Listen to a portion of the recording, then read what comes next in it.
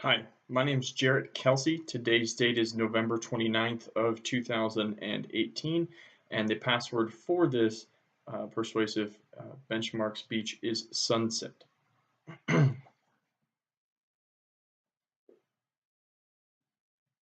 We all have a problem that we're afraid to admit. We see it every single day on streets, schools, restaurants, stores. We see it on roads, conversations, and at important gatherings. You see, that problem, ladies and gentlemen, is technology. My name is Jarrett Kelsey, and I'll be the first to admit that I'm addicted to my phone. I've used it while at the dinner table in front of people I love. I've used it while driving, waiting in line, when I'm at work, and even when I'm home.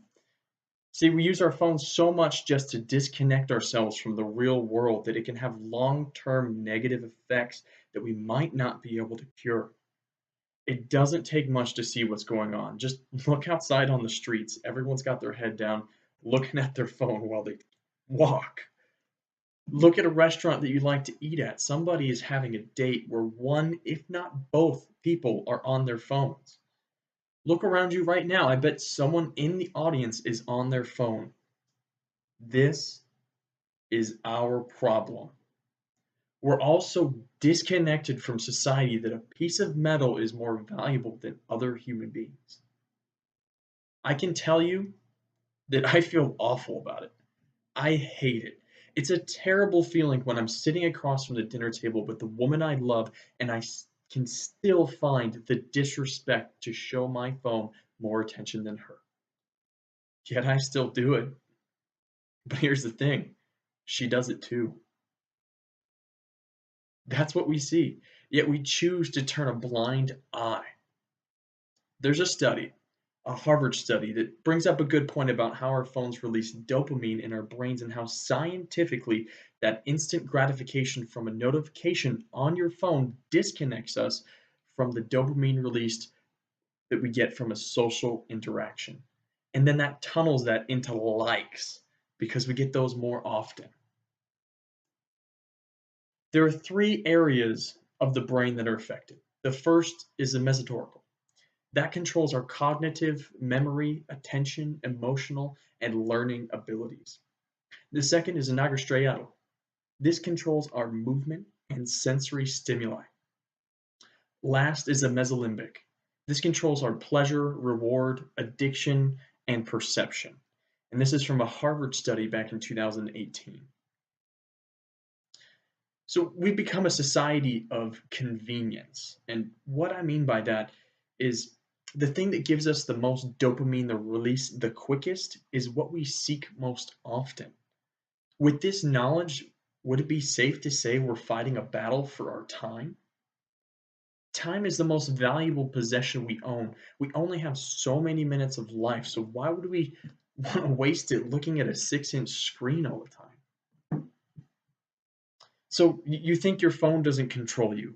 You think you're in charge. Well, here's another Harvard study, and this one's from 2017.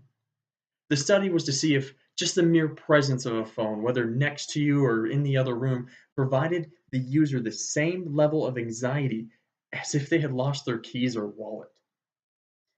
Having the phone around still allows us to access the social world. Feeding that addiction is so much stronger than you and I actually realize. There's actually another study written by Dr. Rong Wang from 2015. His thesis was that being around cell phones for extended periods of time give a greater risk to develop brain cancer later down the road. Do I need to repeat that? Isn't that something that we thought about? I always thought about. I know I sure thought about it, but do we care? Nope. We're so addicted to the dopamine release that we're willing to risk our lives for the bing, the vibrate, and the feeling of fame. How can we let ourselves do this? Well, the same way that smokers keep smoking, alcoholics keep drinking, drug users keep using, addiction to technology is our downfall. But we can change that. And it's not all bad. I know phones do great things for us as well. I can't deny that fact. I would be lost if I didn't have Google Maps or the easy connection to my friends and family. The ease of access to pay bills or purchasing things online. Phones do us great deeds, and I know we can't lose that. But if we went back in time and showed somebody 50 years ago a smartphone, they would think pigs could fly. And that's another thing. I'm 24 years old, but I have baby boomer parents. They're the first ones to complain about us millennials and our damn phones. But let me tell you, they're also the first ones to say how great these things are once they figured out how to use the basics. What I find is they're very much like toddlers, where they know enough to use them but don't know enough to care. They don't care about the Insta models or the people with the check marks next to the name. They they care about the personal interactions. They care about those around them. They haven't lost their connection to society. And I think that is something we can learn from. So here's what I'm asking, and this includes myself. I'm asking everybody who's gotten carried away, let their phones control their lives instead of the other way around, just tone it back. Take a step back.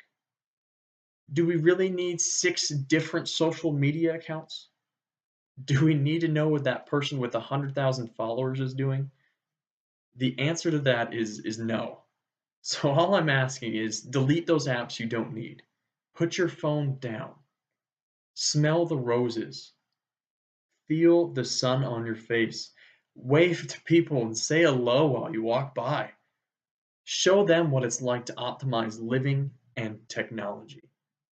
Spread that feeling so they can feel it too.